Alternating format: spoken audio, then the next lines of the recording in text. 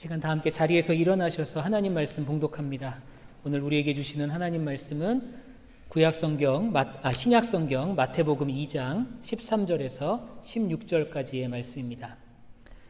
그들이 떠난 후에 주의 사자가 요셉에게 현몽하여 이르되 헤롯이 자기를 찾아 죽이려 하니 일어나 아기와 그의 어머니를 데리고 애굽으로 피하여 내가 내게 이르기까지 거기 있으라 하시니 요셉이 일어나서 밤에 아기와 그의 어머니를 데리고 애굽으로 떠나가 헤롯이 죽기까지 거기 있었으니 이는 주께서 선지자를 통하여 말씀하신 바 애굽으로부터 내 아들을 불렀다 함을 이루려 하심이라. 이에 헤롯이 박사들에게 속은 줄 알고 심히 노하여 사람을 보내어 베들레헴과 그 모든 지경 안에 있는 사내 아이를 박사들에게 자세히 알아본 그때를 기준하여 2살부터 그 아래로 다 죽이니. 아멘. 하나님의 말씀입니다. 네, 자리에 앉으시겠습니다. 네, 오늘 이 마태복음 2장의 말씀을 가지고 크리스마스와 헤롯왕이라는 제목으로 함께 말씀을 나누겠습니다. 말씀 시작하기 전에 저에게는 한 가지 꿈이 있는데 유치할 수도 있지만 제 인생의 마지막 날이 제가 설교하는 날이면 좋겠다라는 생각을 해봐요. 그래서 이렇게 강단에 보면 이렇게 설교자들이 설교를 하고 설교를 마치고 나면 보통은 저희 교회는 이제 예배 형식이 다르니까 보통의 교회는 강단에 이제 목사들이 설교를 하면 설교 후에 이렇게 의자라든지 이렇게 앉습니다. 강단에 앉습니다. 제 꿈은 뭐냐면 설교를 마치고 나서 그 강단에서 죽는 거예요. 네. 그건 제 개인적인 꿈입니다. 물론 교회는 난리가 나겠죠. 교회는 난리가 나겠지만 저는 그런 생각을 해봐요. 내 생애의 마지막, 내가 이 땅에서의 마지막 나의 이벤트는 하나님 말씀을 전하는 것이었으면 좋겠다. 그런 생각을 해봅니다. 제가 언제 그런 생각을 했냐면 제가 중학교 3학년 때 그런 생각을 처음 했습니다. 제가 중학교 3학년에서 고등학교 올라가는 그 시점에 기도원에 학생 수련회를 다녀온 적이 있어요. 근데 그 수련회 메인 강사님, 그러니까 메인 강사님, 오전, 오후, 저녁에 말씀을 전하시는 그 메인 강사님이 계셨는데 그분이 원래 설교가 길기로 유명하신 분이었습니다. 근데 그 수련회가 있기 며칠 전에 이분이 사고를 당하셨어요. 어떤 사고를 당하셨냐면 강대상에서 말씀을 전하고 있는데 교회에 정신이 약간 이상하신 분이 이렇게 난입을 해서 손도끼를 가지고 이 목사님의 허벅지를 찍은 겁니다. 그럼 큰 사건이 있었어요. 그게 이제 수련회가 있기 며칠 전이었습니다. 그래서 많은 사람들이 그 목사님이 수련회를 인도 못하실 것 같다고 이제 그렇게 예상을 했는데 이 목사님이 병원에서 치료를 하시고 이렇게 다리가 퉁퉁 부으신 채로 그 수련회에 말씀을 전하러 오신 거예요. 물론 이제 서서는 말씀을 못 전하시고 강대상에 이제 의자를 두고 거기서 앉아서 말씀을 전하시는데 제가 놀랐던 건 그 상태에서도 2시간, 저녁에는 3시간씩 말씀을 전하시는 겁니다. 어린 마음에 중학교 3학년밖에 안 된 그 나이에 제가 봐도 그냥 너무나 하나님을 향한 열정이 그냥 이렇게 느껴지는 거예요. 그래서 제가 그때 그런 마음을 가졌어요. 저분은 정말 죽을 각오를 하고 저렇게 말씀을 전하시는구나. 나도 내 인생의 마지막이 저렇게 말씀을 전하면서 내 인생이 마무리되면 좋겠다. 그런 생각이 그때 들더라고요. 그래서 그때부터 제가 꾸준하게 지금까지 마음에 품고 있는 게 내 인생의 마지막 설교하고 강단에서 죽는 것. 그게 제 인생의 꿈입니다. 물론 하나님이 들어주실지 안 들어주실지 모르겠지만 그냥 제가 갖고 있는 꿈이에요. 제가 왜 이런 말씀을 드리냐면 사실 오늘 제가 좀 많이 아팠어요. 이번 주에 몸이 좀 안 좋았고 어저께부터 오늘까지 거의 1시간도 못 잤습니다. 계속 밤에 새벽에 토하고 막 이러느라고. 그래갖고 오늘 아침에 이제 또 미국인교회 설교하는 날이어서 미국인교회 갔다 왔는데 미국인교회 강대상에 섰는데 다리가 후들후들 떨리는 거예요. 그래서 혼자 그냥 그런 생각 해봤습니다. 어쩌면 오늘 하나님께서 내 꿈을 이뤄주실 수도 있겠다. 그 정도로 힘들더라고요. 근데 다행히 미국인교회에서는 아직 안 죽었고 오늘 예수사랑교에서 말씀 전하고 나서 어떻게 될지 모르겠지만 제가 보니까 오늘은 하나님께서 그 꿈을 이루어 주실 것 같지는 않습니다. 근데 몸이 조금 아프니까 좀 마음이 그렇게 힘들더라고요. 그래서 여러분 그런 생각이 좀 들었어요. 그래서 설교 전에 그냥 여러분들에게 그런 말씀을 드립니다. 결론은 여러분들 지금 목사가 아프니까 말씀 잘 집중해서 들으시기를 바랍니다. 네, 딴짓하지 마시고 다른 데 보지 마시고 그렇지 않아도 얼마 안 남았는데 우리 서로 눈 다 마주치면서 함께 그렇게 말씀을 나누면 좋겠습니다. 오늘 우리가 마태복음의 말씀을 읽었습니다. 마태복음의 말씀을 읽었는데 여러분 혹시 그런 생각 해보신 적 있으세요? 왜 복음서는 4권일까? 여러분 복음서가 마태, 마가, 누가, 요한 4권이지 않습니까?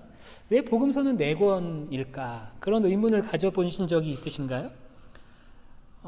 여러분 오늘 우리가 이제 예배를 드리고 나서 이 예배를 드리고 난 다음에 이 예배가 어땠는지 여러분들이 이제 글로 만약에 쓴다고 하면 여러분들이 이 예배에 대해서 이제 여러분들이 글로 쓴다고 하면 그 쓴 글이 아마 다 다를 거예요. 여러분들이 예배는 어땠고 예배 때 어떤 것들을 느꼈고 예배 때 무엇이 아쉬웠고 무엇이 좋았고 이런 것들을 만약에 예배 드린 다음에 쓰라고 하면 여기에 10명이 있으면 10가지의 답이 나올 거고요. 100명이 있으면 100가지의 답이 나올 겁니다. 같은 예배를 통해서 같은 것을 보고 같은 것을 듣고 또 같은 이 예배의 형식을 참여했지만 기록들은 달라지게 되어 있어요. 왜 그렇습니까? 여러분들 각자의 개성과 인격과 여러분들의 관심사 또 여러분들의 지적인 수준 모든 것들이 다르기 때문에 그렇죠. 그러나 한 가지 중요한 게 있어요. 중요한 게 뭐죠? 다 다르지만 우리가 함께 예배했다라는 그 사실은 변하지 않고 그것이 가장 중요한 사실입니다. 따라서 우리의 예배가 어땠는지를 만약에 예배하지 못한 우리 이 예배에 참여하지 못한 사람에게 우리의 예배가 어땠는지를 그 사람에게 알려주기 위해서는 한 사람의 어떤 글보다는 여러 사람의 글을 그분에게 전해주면 그 글을 읽는 사람이 이 예배에 참여하지는 못했지만 이 예배가 주었던 감동과 감격을 아마 더 잘 느낄 수 있을 겁니다. 바로 이것이 하나님께서 우리에게 4권의 복음서를 허락하신 이유입니다. 4가지의 복음서는 조금씩 그 모양, 내용, 형식 이런 것들이 조금씩 다르게 기록되어 있습니다. 동일한 성령님이 역사하셨고 동일한 예수님에 대해서 기술했지만 기록한 사람들이 다르기 때문에 그렇죠. 우리는 이 다른 4권의 복음서를 통해서 완전한 주님의 모습, 온전한 성령의 역사를 바르게 이해할 수 있게 되는 것입니다. 우리가 지금 대강절, 대림절 보내고 있는데 특별히 이제 예수님의 탄생에 대한 그 복음서의 내용이 성경에는 다 기록이 되어 있는데 예수님의 탄생에 대한 기록도 복음서마다 다 다르게 되어 있습니다. 하지만 그 각기 다른 그 기록들을 통해서 우리는 더 확실한 하나님의 메시지, 예수님의 탄생에 대한 하나님의 메시지를 우리는 발견하게 되는 것이죠. 이 예수님의 출생과 관련된 오늘 본문의 이야기는 우리가 너무나 잘 알고 있는 이야기입니다. 이 이야기는 특별히 마태복음에만 기록이 되어 있어요. 마태복음에만 기록된 이야기입니다. 아기 예수님께서 아직 베들레헴에 계실 때 동방으로부터 박사들이 찾아옵니다. 동방으로부터 박사들이라고 우리가 알고 있는데 혹자는 지혜자라고 표현하기도 하고 또 우리가 잘 아는 표현으로는 점성술사라고 여러분들이 아시면 되겠습니다. 그 박사들이 이제 예루살렘에 찾아와요. 예루살렘에 찾아와서 헤롯 왕을 찾아가서 물어봅니다. 뭐라고 물어보냐면 유대인의 왕으로 나신 이가 어디에 있습니까? 그렇게 물어봐요. 왕궁에서 왕에게 왕으로 나신 이가 누굽니까? 라고 물어보니 이게 황당하고 당황스러운 그런 상황인 거죠. 실제로 이 헤롯과 예루살렘 사람들이 굉장히 당황했던 것 같아요. 성경에 보면 그들이 당황했다 그냥 그렇게 간단하게 표현되어 있지만 이후에 헤롯의 반응을 보면 헤롯은 그냥 단순히 당황한 게 아니라 이 사실을 굉장히 심각하게 받아들이고 있었음을 우리는 알게 됩니다. 그 동방의 박사들로부터 소식을 들은 헤롯은 이 동방 박사들에게 물어서 이 메시아가 베들레헴에 날 것이라는 그런 율법 학자들을 통해서 메시아가 베들레헴에 날 것이라는 예언을 찾아내요. 그리고 박사들에게, 동방에서 온 박사들에게 베들레헴에 가서 예수님을, 그러니까 메시아를 혹시 만나거든 나에게 꼭 알려달라고 이야기를 합니다. 헤롯이 나에게 꼭 알려주십시오. 나도 가서 그에게 경배할 것이니 나에게도 알려주십시오. 그렇게 박사들에게 말해요. 그런데 사실 그의 마음은 경배하려는 마음이 아니었죠. 그는 그 왕으로 태어난 메시아, 그 메시아 아이를 죽일 생각으로 이미 가득 차 있었던 것입니다. 박사들은 아무튼 우여곡절 끝에 예수님을 만나고 예수님을 경배했습니다.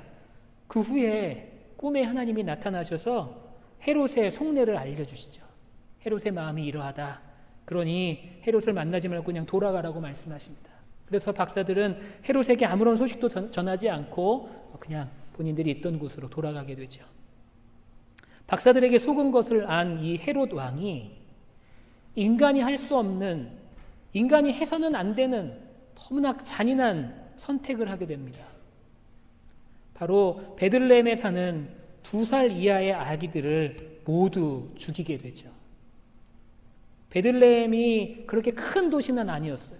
그렇게 큰 도시는 아니었지만 그래도 그때 당시에 이렇게 인구에 대한 비율을 봤을 때 최소한 30여 명이 넘는 아이들, 2살 이하의 어린 아이들이 있지 않았겠는가, 그렇게 역사학자들이 추측을 합니다. 그래서 그 30명이 넘는 그 2살 이하의 어린 아이들을 다 죽이게 되는 거예요. 이 얼마나 참혹한 일입니까? 헤롯은 자신의 왕위를 위해서, 자신의 왕좌를 지키기 위해서 이렇게 잔인한 일도 서슴지 않고 행하는 그런 악한 인물로 마태복음에 등장하는 것입니다. 아기 예수님도 이 학살의 피해자가 될 뻔했지만 하나님이 요셉에게 이 일을 미리 알려주셨어요. 그래서 요셉은 마리아와 함께 애굽으로, 이집트로 피난을 가게 됩니다. 요즘에도 여러분들 정치 문제 때문에 내전 이런 문제 때문에 많은 난민들이 발생하고 있잖아요. 이 난민의 문제가 세계적으로 공통적인 이슈가 되고 있습니다. 시리아 난민 문제가 그랬고, 아프간 난민, 미얀마 난민, 지금도 해결하지 못한 그런 난민들의 소식이 우리는 종종 그 소식을 전해 듣게 되죠. 예수님도 이 난민들처럼 생명을 지키기 위해서 애굽에서 난민 생활을 하신 거예요. 자기 나라를 떠나서 애굽에 가서 난민처럼 생활하신 거죠. 실제로 당시의 역사를 보면, 역사 기록에 의하면 애굽의 알렉산드리아라는 도시에 유대인들이 모여 사는 이민 사회가 있었다라고 그렇게 알려져 있습니다. 그러니까 아마도 이 요셉과 마리아는 이 알렉산드리아에 있었던 이 유대인들의 이민 사회에 가서 몸을 피하면서 거기서 지내지 않았을까, 그렇게 추측할 수 있는 것이죠. 그리고 헤롯이 죽자 요셉이 다시 가족을 데리고 유대로 돌아와서 나사렛이라는 곳에 정착을 하게 되는 것입니다. 우리는 이 이야기, 제가 지금 말씀드린 이 이야기, 성경의 이야기를 아마 한 번 들어보신 분은 없을 거예요. 아마 더 많이 들어보셨을 겁니다. 많이 들어보셨을 거예요. 여러분 그렇게 한번 고민해 보시면 좋을 것 같아요. 마태복음의 저자인 이 마태는 이 이야기를 왜 이렇게 자세하게 서술했을까? 당연히 이 이야기가 사실이니까 그 이야기를 알리기 위해서 서술했겠죠. 그러나 더 중요한 이유는 이 이야기를 통해서 글을 읽는 독자들에게 알려줄 것이 있기 때문에 그렇습니다. 복음서의 모든 내용이 결국에는 예수님께 포커스가 맞춰져 있어요. 예수님이 누구시고, 예수님이 무엇을 하셨고, 그분의 메시지가 무엇이고, 그분의 사역의 의미가 무엇인지 그것을 알려주는 것이 복음서의 목적입니다. 그렇다면 이 이야기를 통해서 마태는 우리에게 무엇을 알려주고 싶었던 것일까요? 더 나아가서 성탄의 메시지를 통해 우리가 깨달아야 하는 것은 무엇일까요? 오늘 이 메시지를 발견할 수 있는 귀한 시간이 되기를 간절히 소망합니다. 이 이야기를 통해서 우리가 발견할 수 있는 메시지는 뭐냐? 첫 번째는 이 이야기를 통해서 우리는 우리의 모습을 발견하게 된다는 겁니다. 우리가 살아가는 이 땅, 우리가 살아가고 있는 이 시대에도 여전히 헤롯 왕과 같은 그런 악의 문제들이 팽배해 있습니다. 예수님 시대나 지금의 시대나 변함없이 불의함, 전쟁, 압제, 핍박, 유혈사태, 불평등, 폭력 이런 문제들이 여전히 남아있어요. 이러한 악의 문제는 더 이상 우리에게 신선한 충격이 아닙니다. 온 세상에 악의 문제가 넘쳐나고 있어요. 그러나 이 악이 어디서부터 왔는지, 어디서부터 시작되었는지에 대한 이 질문에 대해서는 각각 다른 답을 내놓고 있습니다. 어떤 사람들은 악의 문제를 놓고 부유층과 권력층을 탓하기도 합니다. 부도덕한 엘리층들의 문제라고 그렇게 이야기들도 하고, 어떤 사람들은 지식인들이 잘못됐다 그렇게 말하기도 합니다. 그러나 성경은 뭐라고 말하느냐? 성경은 우리가 겪는 이 악의 문제, 우리가 겪고 있는 이 죄의 문제의 시작은 결국 사람으로부터 왔다고 우리에게 알려주고 있죠. 오늘 본문에서 헤롯 왕은 우리가 생각하는 악의 모습을 실현화한 그런 인물로 그렇게 느껴집니다. 진정한 왕이신 예수님과 반대되고 대비되는 악한 왕의 모습을 대표한다고 볼 수 있겠어요. 악한 세상의 왕을 이 헤롯 왕은 대표한다고 볼 수 있겠습니다. 이는 인간 안에 있는 악의 모습을 보여주는 인물이기도 하다는 거예요. 우리 안에 있는 악한 모습을 대변하는 인물이 바로 헤롯 왕이라는 그런 의미입니다. 그런 의미에서 헤롯 왕의 이러한 반응은 결국 우리 모두의 모습인 거예요. 헤롯의 모습은 바로 우리의 모습인 겁니다. 여기서 우리는 크리스마스에 숨겨진 진리 가운데 하나를 발견하게 되는 겁니다. 헤롯 왕이 폭력으로 권력을 탐한 이 일화, 이 이야기, 그것이 결국은 우리 자신의 본성을 보여주는 이야기라는 거예요. 우리의 모습을 보여주는 이야기라는 겁니다. 성경을 통해 우리는 하나님을 볼 수 있고 그와 동시에 나를 발견할 수 있습니다. 평화의 왕으로 이 땅에 오신 아기 예수님을 통해 우리는 놀라운 하나님의 은혜와 사랑, 하나님의 섭리를 발견할 수 있죠. 또한 이 헤롯 왕, 예수님과는 대비되고 있는 이 헤롯 왕의 모습을 통해 우리는 우리 안에 있는 악한 본성, 우리 안에 해결되지 않는 많은 죄의 모습들을 우리는 다시 발견할 수 있게 된다는 거예요. 여러분, 마태가 성탄의 아름다운 이야기를 기술하면서 이 잔혹한 이야기를 함께 전하는 이유는 우리 자신을 발견해야 하기 때문에 그렇습니다. 우리 안에 있는 헤롯의 속성들을 발견해야 하기 때문에 그래요. 그런 의미로 본다면, 여러분, 그런 의미로 본다면 성탄절은 고통의 날일 수 있습니다. 헤롯과 같은 내 모습을 끄집어내는 고통을 우리는 감수해야 하기 때문에 그렇습니다. 여러분들 안에 있는 헤롯을 끄집어내는 그런 성탄절을 여러분들이 보내게 되시기를 바랍니다. 그런 의미 있는 성탄절을 한번 보내봤으면 좋겠어요. 그 과정이 잔인하리만큼 고통스러울 수도 있고, 받아들이고 또 인정하고 또 정직하게 서기 힘든 그런 상황일 수도 있습니다. 그렇지만 내 안에 있는 헤롯과 여러분들이 대면하게 되시기를 바랍니다. 그리고 진실한 회개를 통해 내 안에 헤롯의 죽음을 경험할 수 있는 그런 성탄절을 여러분들이 맞이하게 되기를 바랍니다. 내 자신을 진실하게 마주한다는 것은 참 힘든 일이죠. 나 자신을 진실하게 마주한다는 것은 참 힘든 일입니다. 혼자 있을 때의 내 모습이 진짜 내 모습, 그렇게 흔히들 말하잖아요. 혼자 있을 때의 내 모습이 진짜 내 모습이다. 여러분, 혼자 있을 때 여러분들의 모습을 당당하게 공개하실 수 있습니까? 이 질문에 대해서는 저도 no라고 대답해야 될 것 같아요. 내 자신의 모습을 진실하게 하나도 빠짐없이 타인에게 공개할 수 있습니까? 내 생각과 마음까지 남들이 볼 수 있다면 우리의 삶은 과연 행복할 수 있을까요? 하지만 우리는 다른 사람 앞에서는 몰라도, 사람들 앞에서는 몰라도 하나님 앞에서는 진실하게 내 모습을 드러내야 합니다. 하나님께는 가감할 필요가 없어요. 감출 필요도 없고 과장할 필요도 없습니다. 내 안에 있는 헤롯의 모습이 있다면 그 헤롯의 모습을 있는 그대로 끄집어내야 하는 거예요. 그리고 하나님 앞에 내려놔야 합니다. 그것이 마태를 통해 우리에게 주시는 성탄의 메시지 중에 하나임을 여러분들 꼭 기억하시기를 바랍니다. 두 번째로, 제가 이렇게 말씀을 드리면 누군가는 아마 이렇게 반문하실 거예요. 목사님, 우리가 그래도 아무리 그래도 헤롯처럼 그렇게 잔인하지는 않습니다. 우리가 헤롯만큼 그렇게 폭력적이지는 않습니다. 그렇게 반문할 수 있겠죠.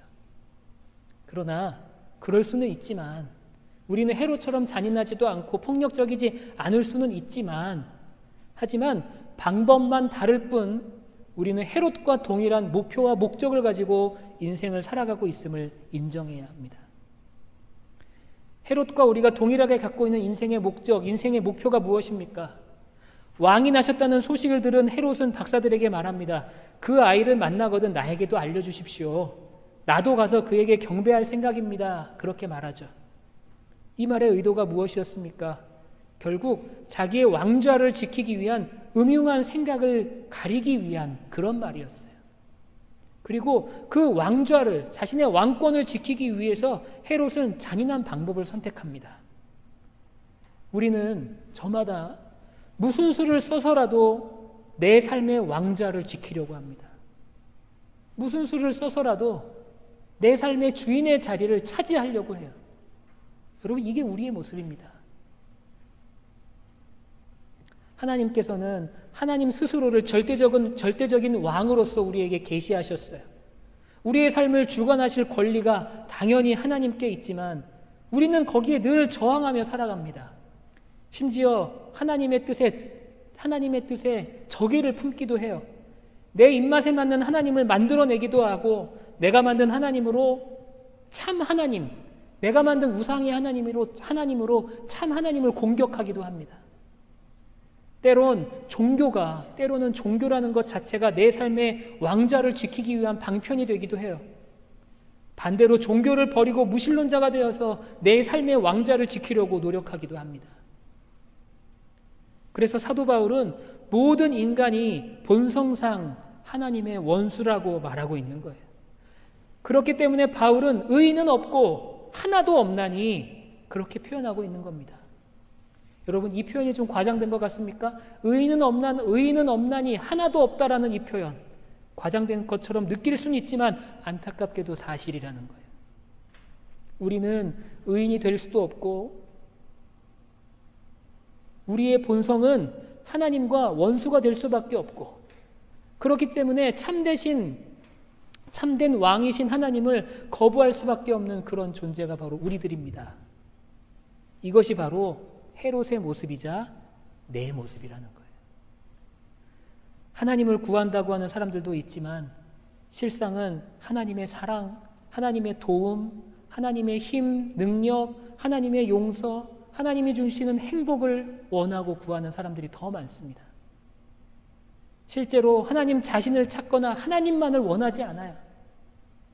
내가 원하는 하나님의 모습을 찾을지는 몰라도 성경에 친히 계시하신 하나님의 모습을 찾는 사람은 없습니다. 내가 원하는 내 입맛에 맞는 하나님에게만 집중하기 때문이죠. 모든 것을 나 중심으로 찾아가고자 하는 것, 이것을 내 삶의 왕좌를 지키려고 하는 내 안에 있는 헤롯의 모습임을 여러분들이 꼭 기억하게 되시기를 바랍니다. 사랑하는 예수사랑교회 여러분, 하나님만이 참된 왕이 되십니다. 하지만 우리는 자꾸 그 왕의 자리를 탐하게 되어 있어요. 왕의 자리를 하나님께 내어드려야 하는데 여전히 왕의 자리를 지키려고 하고 있습니다. 나도 가서 그에게 경배할 것입니다. 헤롯의 말은 이렇게 하면서도 자신의 왕자를 지키기 위해 모든 수단을 동원했습니다. 말은 그렇게 했지만 이 헤롯이 과연 우리와 다르다고 말할 수 있겠습니까? 성탄을 기다리는, 예수님의 탄생, 예수님의 재림을 기다리는 이 대강절 우리가 보내고 있는데, 성탄이 주는 기쁨과 감사, 즐거움과 행복의 메시지가 분명히 있어요.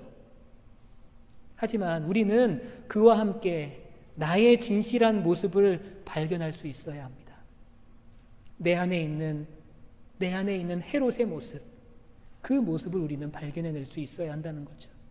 그리고 우리는 그 헤롯을 끄집어내야 합니다. 내 인생의 왕자를 포기하지 못한 채 발버둥치고 있는 그 헤롯의 모습이 바로 내 모습임을 여러분들이 잊지 마시기를 바랍니다. 그렇기 때문에 이 성탄은 고통의 날일 수도 있어요. 하지만 그 고통을 기꺼이 이겨내고 또 감내하고 이 고통을 다 해결할 수 있는 그런 기쁨의 대강절, 또 그런 기쁨의 성탄절을 여러분들이 맞이할 수 있게 되기를 간절히 축원합니다.